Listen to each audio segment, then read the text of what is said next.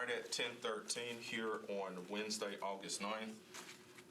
I hereby call this meeting of the Industrial Development Board to order. As it appears, we do have a quorum. I will then now move to item number 2, public comment period. The Industrial Development Board holds a designated public comment period at each meeting. Members of the public in attendance may provide comments to the board or its committees during such designated time. No advanced registration is required. Is there anyone here from the public wishing to speak today? All right, seeing as there's no one here from the public wishing to speak, we will close the public comment period. Moving on to item number 3, consideration of prior meeting minutes. I will give everyone just a couple of moments to look at those.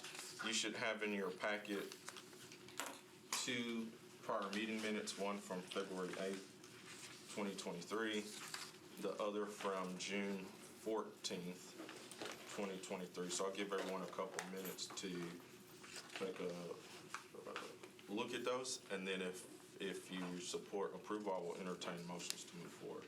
Just a quick note on your June 14th, 2023 minutes. AJOY did alert me that we don't have the full name, Miles HCA, and we still don't have that because we didn't necessarily have an email for that person. So just FYI, that's why it's highlighted.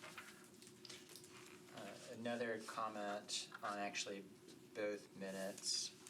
You guys misspelled. It's Dominium, not Dominion. It's instead of ION, it's I. Yep, Dominium. Yep, good call out. Thank you.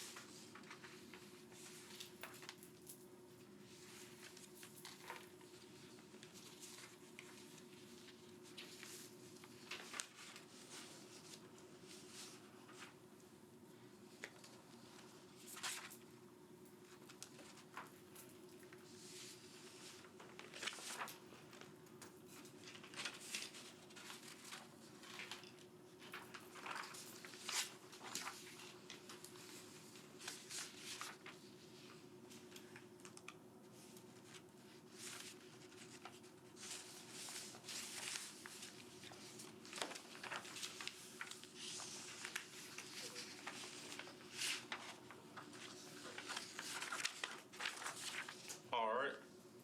Is there a motion to approve the minutes? It sounds like there might need to be a couple of minor clerical changes. I need to approve with those changes. Okay. All right. So we have a motion on the table. Is this to approve both minutes? Okay. So February 8th and June 14th. Do we have a second? Second. All right. Motion properly second. Any discussion? All right. The February 8th and June 14th minutes are, I'm sorry, oops, sorry. Moving fast today. All those in favor? Any discussion? All right, all those in favor? Aye. All right, motion carried, thank you. Motion carried to approve the February 8th and June 14th minutes with the changes as noted. All right, thank you. Moving on to item number 4, we'll push that to the end. Item number 5, I don't think there's any old business that we need to discuss. So we'll move to item number 6, new business items for consideration. Name change must be voted on by IDB. Review Amendment 1 of Grant Contract 73151 between the State of Tennessee and the Industrial Development Board of the Metropolitan Government of Nashville and Davidson County regarding company name change from Firestone Building Products Company LLC to Wholesome Solutions and Products US LLC for the Fast Track Economic Development Program Incentive awarded with a start date of June 1st, 2021. Please see the attached. All right, so just quick background on this. This was a grant that came to this board back in November of 2021. Bridgestone sold Firestone Building Products, which is a commercial roofing business. That was done in April 2021 to this company, Wholesome Solutions. The grant that this board approved back in November 2021 was a state pass-through grant for $250,000. And it was to go towards Firestone building products moving. Obviously, they were sold by Bridgestone, so they had to move out of the office downtown to another office space on Century in Davidson, not too far from Brawley Parkway. And so the grant was to cover the build out and retrofit of that office space. At the time, the baseline number of employees was about 218, and the company also planned to add almost 30 jobs as well. So again, this was a state grant, and this board's already approved it. It was done in November 2021. Today, this is a name change. So Wholesome is phasing out the name Firestone. So there's no ownership change since this board approved the original grant, but because there's 3 grants involved with this, because the money comes to the IDB, even though it's a state pass-through, the money comes to the IDB, and then the money then goes to the company. Anytime there's a change to the agreements, this board has to approve those changes. So that's what we're here for today. We have anybody from the state here today? No? Okay. I'll turn it over to legal if there's anything I missed, if you want to add anything to it, because it's a simple name change. It is. I mean, you stated it perfectly. It's just changing the name, and as you mentioned, because it's all agreements that the IDB is a party to, the board has to give approval for those amendments to be effective. And you have those agreements in your packet.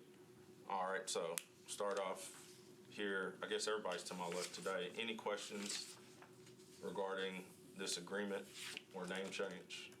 And I heard you, but just clarifying for the record, for those that may be watching, this is a state grant and not It's a state grant. And not a city grant. This is a state grant. That's what I said. So it's a state pass-through grant. That's correct. And again, we're not voting on approving the grant today. So The grant, this board approved the grant November 2021, so this is just the name change. But thank you for the question. No questions on this end. Any other questions here? All right. Need a motion? Yeah. Was legal, anything else? I guess would you confirm you've read everything, everything looks We good reviewed it, and legally? we also prepared the grant agreement, the amendment for the grant agreement between the company and the IDB. The other 2 agreements were prepared by the state, but we have reviewed those, and everything's in order. So we would ask that the board approve it. All right. Is there a motion to approve? I make a motion. All right, we have a motion by Board Member Wright. Do we have a second? Second. All right, thank you, Board Member Haston. Any discussion? All right, all those in favor say aye. Any opposed, say nay. Aye. All right, any opposed? All right, motion carried. Thank you all. Moving to the next item, we had items for discussion. Ad hoc committee, we kind of went through that, but we have another board member here today. Does anybody from the ad hoc committee want to share kind of what we accomplished today? Mission statement. Go ahead. Briefly. So you did so well. So we basically are looking at ways to maybe revamp the IDB to be, I guess, a better version of ourselves. And looking at, we're starting to create a mission and vision that will then eventually lead to programs for how the IDB operates. And so today we kind of have a mission of catalyzing economic development to the benefit of all Nashvillians. And a vision of accomplishing that mission is the IDB proactively collaborates with government, businesses, and community partners for sustainable economic development to create an equitable city. And we're going to continue to refine those in the ad hoc committee, as well as hear from the community members, other forms of government, to refine that mission and vision, as well as programs as we Yeah, absolutely. Thank you. I think that's a great summary, Board Member Wright. Anything you Yeah, I want to add was to that? thinking the entire goal is to create a strategic plan for the board. It's going to include the inputs, activity, outputs, and outcomes. And some of the outcomes that we've already discussed were transparency, accountability through a website, affordable housing. I think there was a few more that you have. Yeah, I think one of the other themes kind of thinking about was not only just affordable housing, but workforce housing. Workforce housing, yeah. And then certainly transit-oriented development. Madison Station transit-oriented. The two Dominium affordable housing projects this board has approved previously also located in a major corridor. So, and then obviously the WeGo pilot deal that this board approved several years ago that's currently the Ernest Rip Patton Center that's currently under construction now in North Nashville. I think that all speaks to the transit-oriented piece and how important that is as well. So, yeah, so very exciting. And at our next meeting, next ad hoc committee meeting, we'll continue to work on those and also outline some goals and have a guest speaker to talk to us about affordable housing and workforce housing and how this board can continue to utilize and really maximize the tools that we have to help with that. Sorry for inserting myself into your meeting. But you do have the room until noon, and Angie is here. If there's any questions you guys may have on affordable housing, she's here. Sorry to put you on the spot. Just as a full board, you may just want to take advantage of her time. Sorry for putting everybody on the spot. Yeah, Just FYI. I'm not sure. I'm not sure if everybody's time, but I don't know if the board members have specific questions, but if you have a little time, I don't know if that we need to necessarily go to 12. Maybe just an update on what's happening. But certainly, maybe, absolutely. Thank you, Latanya. Sorry, Angie.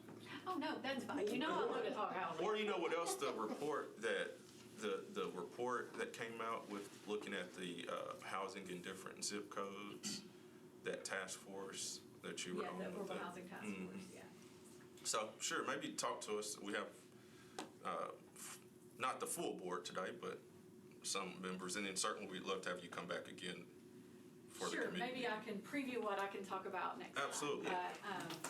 So as you all know, we've been talking about the affordable housing issue for a decade, more at least, or maybe even 2 decades, and our office has only been in existence for a year and a half. Right. We're in planning, if you don't know that.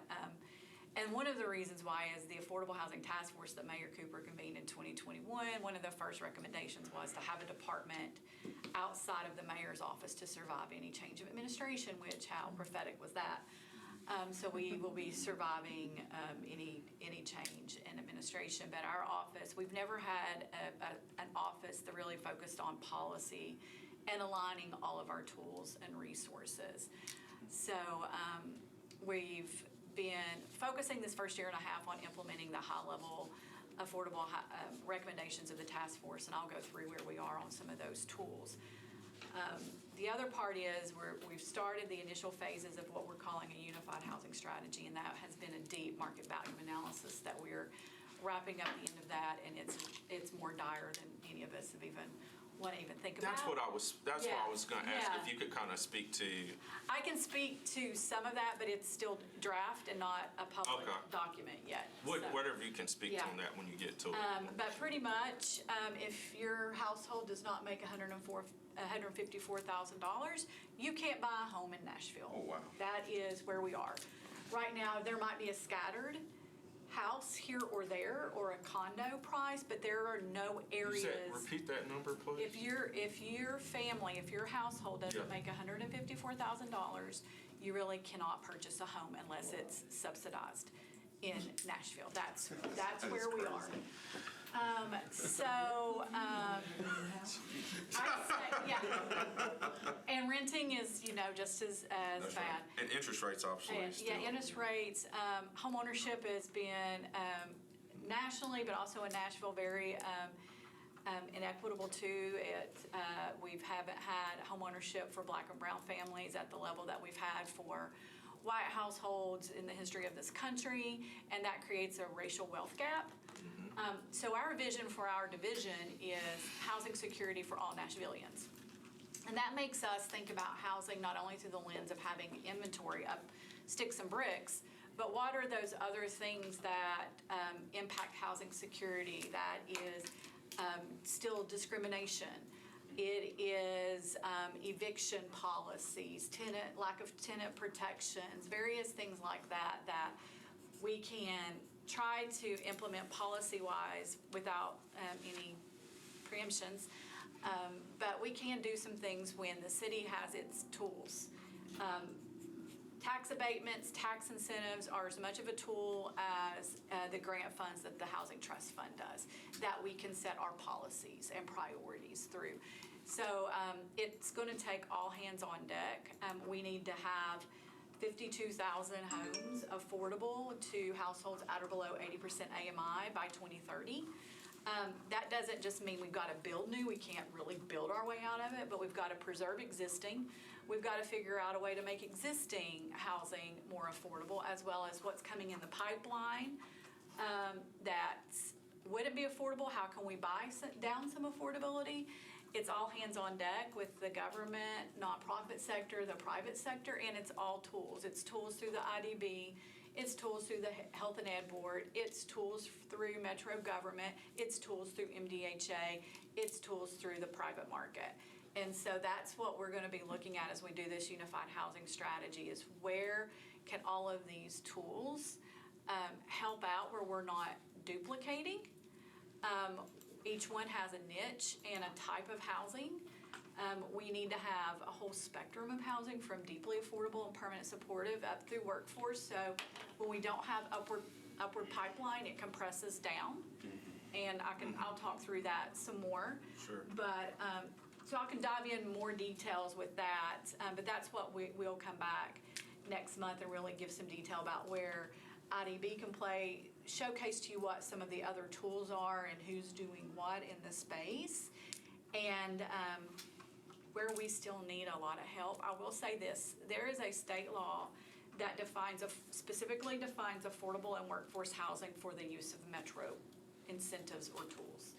And essentially, affordable housing is specifically defined for Nashville, love our state, for housing that's 30% of the income for households at or below 60% AMI. So when you're talking about anything you're creating through this IDB, when you use the term affordable, that's actually what you're having to, that's the income area. Workforce is considered 61 to 120. I have a huge issue with that, because that is a very huge range. And at 120, that's not affordable. That's not what we call like true affordability, but we need it in some spaces. We need mixed income. We're all about economic integration within buildings and within neighborhoods.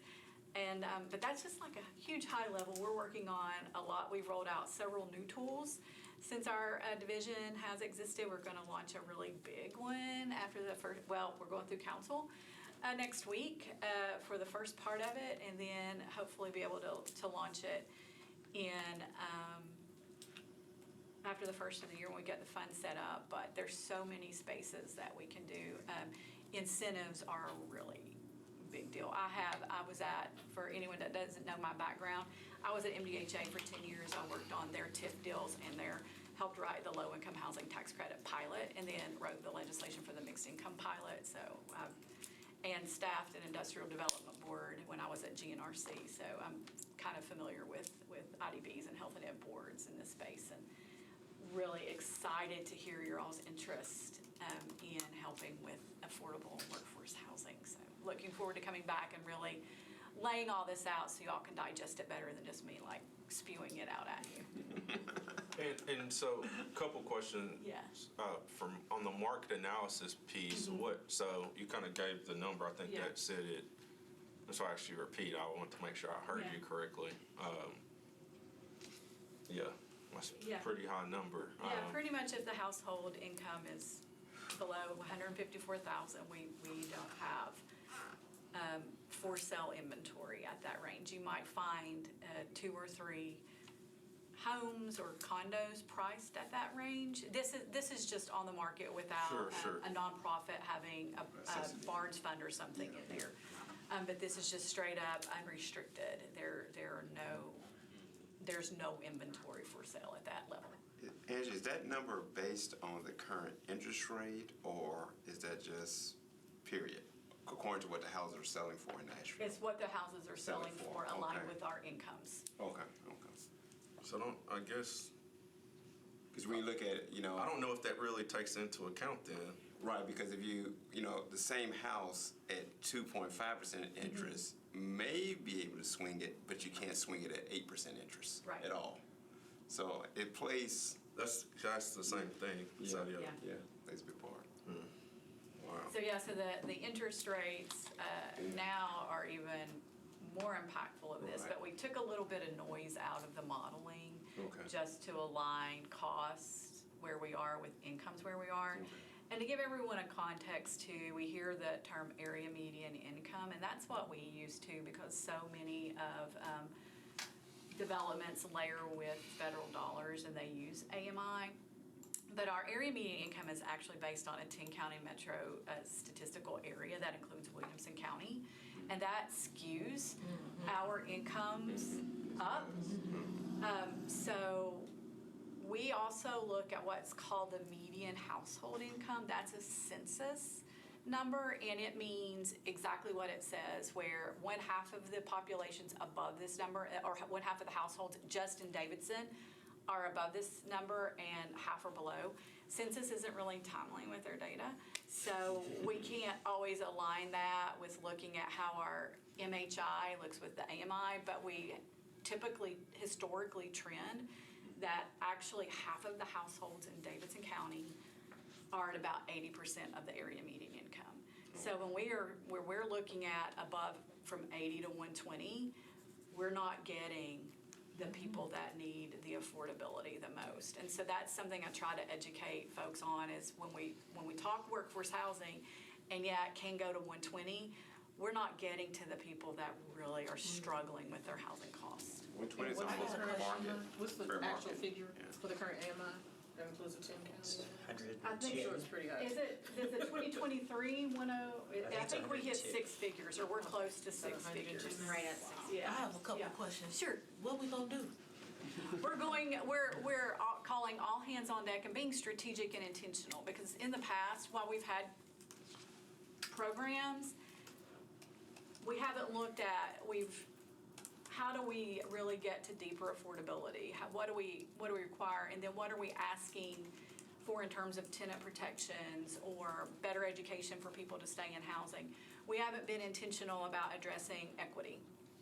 So one of the things we did when the mayor and council gave us $30 million through American Rescue Plan funds to create new programs, we're taking $10 million of that to address pathways to equitable homeownership for populations that have been historically disenfranchised in that space, with $500,000 to get a network of nonprofits together to work with banks that do down payment assistance, that do mortgage lending, with to get people mortgage ready. This isn't a great time for people to buy, but it's a great time for people to get their finances in order for when there are some corrections. The other is to take $9.5 million and to create shared equity housing that gives folks at a lower income the ability to purchase a home and give them that access to some equity as they stay in there. So there's so many different ways we're tackling it, other than just saying we're making money available and see what you can create. We're saying we want to target some specific outcomes with the tools that we're working on.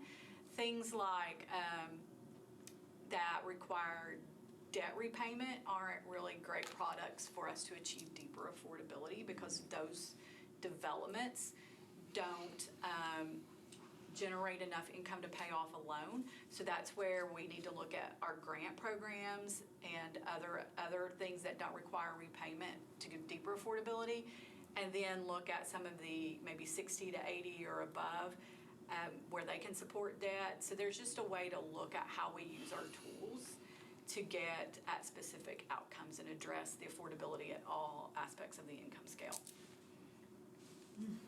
Good, very good. What's the other part of the market analysis? I know you said you couldn't speak to all of it. Yeah, But so- what's the next phase, or that you're still in progress on? So we're running the draft models.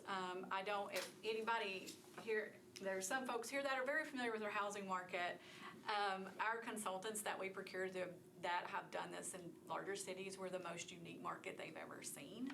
And so we've had a lot of noise that have required them to do a lot of field validation. For example, one of a measure of a distressed area is vacancies, either vacant land or a vacant housing. And just looking at the data, we seem to indicate we've got areas that are indicating distressed neighborhoods. But actually, when they do the field test where they're driving through, it's because something's been demolished and it's coming out of the ground. That's right, it's not vacant. And so they're like, wait a minute, this is actually not distressed. This is like a strong market. And it's also working with the consultants to better understand our satellite cities, where we have less authority with zoning that look like they're strong markets because the housing cost of the housing values and the incomes are high, but we can't get affordability there, and we can't regulate it as much. Like Berry Hill, Berry Hill, Belmead, Forest Hills, Oak Hill, those satellite cities.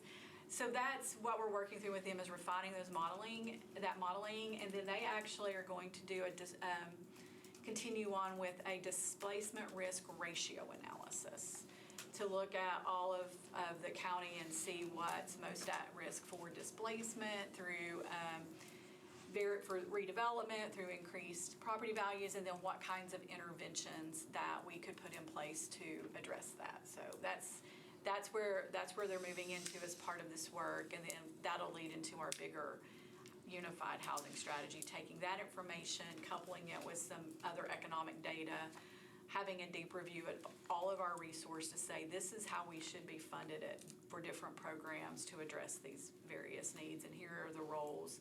Also looking at the alignment between our work in economic development, our work and the homelessness strategy, our work and the transit or the mobility plans that are happening. So part of our technical advisory group we've had NDOT on, and I highly suggest you guys inviting NDOT to come and talk about transit-oriented development and what they're doing and studying in that space, because it's really important that we get aligned and not work in silos, because I always say housing is a driver of or driven by economic development, and then mobility is a whole part of that affordability spectrum.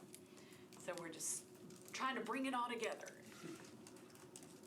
And what's the latest? So thank you. So that sounds like that won't be finished by the market analysis won't be finished by the time you come back to us. No, next it won't. It won't. But I can. If The there's things any I can talk updates, about. Sure. What I'll talk about will take the nuggets we're getting from there already and Gotcha. starting to work on. And can you speak to the latest models on units needed? Because there's been models like we need XYZ units by. Right. Right. We are using right now, because Greg Claxton with planning is our data guru, and he was the one that came up with we need the 52,000 units affordable by 2030. I check with him about every 6 months, and he's like, that's still pretty much accurate. And when the task force was meeting, we were averaging about putting about 1,300 income restricted units in the pipeline. Since then, we're scaling up. This past year, in the past couple of years, we've been over 3,000. And that's through increased funding in the Barnes Fund. This has been through the Low-Income Housing Tax Credit Program, deduplicated from Barnes. This is, now we're adding the mixed income pilot in this past year, and then with what we have for fiscal year 2024, we're hoping to get between 4,000 and 5,000 in the pipeline. We need to be at 5,000 plus. To get the number. To get to that number every year, so that's what we're scaling to. And that isn't even addressing any loss of existing housing. Which will happen. Which will happen. Wow. Any other questions here? So you talked about connection between transit and affordability, whereas your area of planning can really enforce transit, what are other areas that your office sees in the data that are connected to affordability that you don't have control over? I know, like last meeting, for example, we talked about daycares. What are other things that the data says really impact affordability that maybe this board can eventually be looking at? Honestly, one of the biggest things are called benefits cliffs. And that's when someone's income rises to the point they lose their access to certain subsidies like food stamps, daycare, transportation, and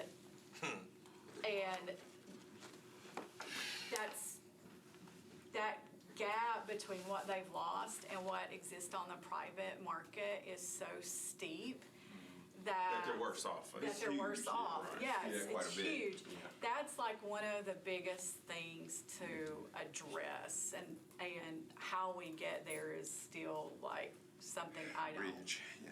I bridge don't. one to the other. I don't know. The other one is workforce development. I'll give you an example. When I staffed another jurisdiction's board, and they had approved a pilot for a tax credit many years ago, and they were getting complaints about crime at this, and they wanted to like impose some minimum income requirements after offline telling them that was illegal.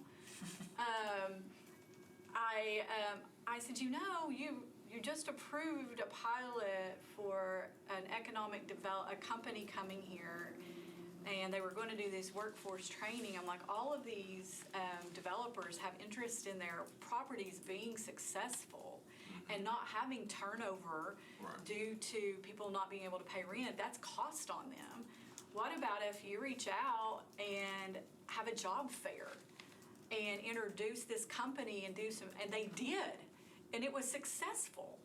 And it's those types of things of how can we, meet people where they are with opportunities, and then when they can increase their incomes, they move up in a different type of housing, and that frees up income restricted housing. So as we think about aligning workforce development too with housing, those are big spaces. And then LaTanya and I collaborate. We actually meet once a month and just talk through these things. So there's a lot, and we're also going to look, as part of the Unified Housing Strategy, the impact of local regulations like our land use and zoning on housing and our other regulatory impacts, just so we can get a really good handle. There's lots of anecdotal information out there on that we haven't studied, and that's what we're going to dive into. Could you speak to two items? One, can you kind of go into a little bit more detail regarding the mixed income pilot? That was something that obviously was discussed with this board a couple of years ago. Legal can probably explain it better than I can, but it's my understanding, based on our statute, we could not participate in that program, and so it's right now it's with the Health and Ed Board. But can you speak to that? And also, I guess it's still fairly new. What has the response been as well? Sure. So when I came on board, I think Council Lady Allen and Hannah Davis had already been in development on this, and I believe folks had said it needed to be under the Health and Ed Board, and so that's where I came into the picture. I actually brought an economic development model from another place that was a tiered approach, whereas if you do this, you can get this level of abatement.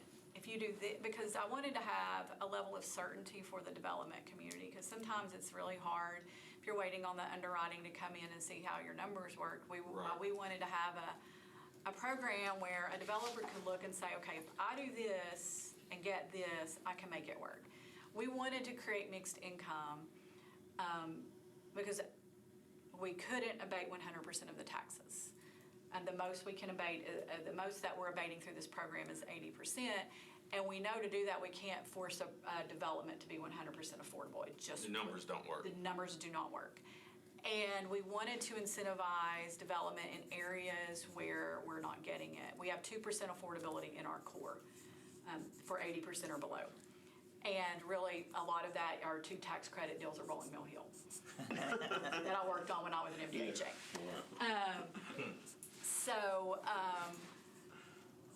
We created 3 tiers for a developer to look at and say, I can make it work here. The highest tier, you have to be in our urban zoning overlay, and which is really getting us into that area of access to transit, to services, and this is a program where we were looking to buy down housing that was already going to be in the pipeline. So these are developments that were going to be market rate, that we said, hey, we've got a tool, if you'll make and they can't make more than 40% of their units affordable. And the top of the limit is 75% of our AMI. And we got a great response. We opened it up in the fall. Council capped us at $2.5 million. We can't abate more than $2.5 million in taxes for new projects every year. So that limits us on how many deals we can approve. Sure. How long are these pilot deals? They are 15 years. Okay. The abatement level for which they're initially approved is 10 years, and then the abatement drops down a percent for the next 5 years, but a developer can re-up for another 15 years. And we got several applications. We approved 5, the Health and Ed Board approved 5 deals. We're getting 466 units. Through this program? That are affordable through this program, with 42% of those in the core. Census exception. Yeah, So that was just round 1. Oh, round 1, That's okay. just round 1. So we're, with new programs, you've got to do standard operating procedures, all the legal documents, and Metro Legal has been wonderful working with us, getting those deals ready to get closed on those, and we're working on reopening very soon round 2.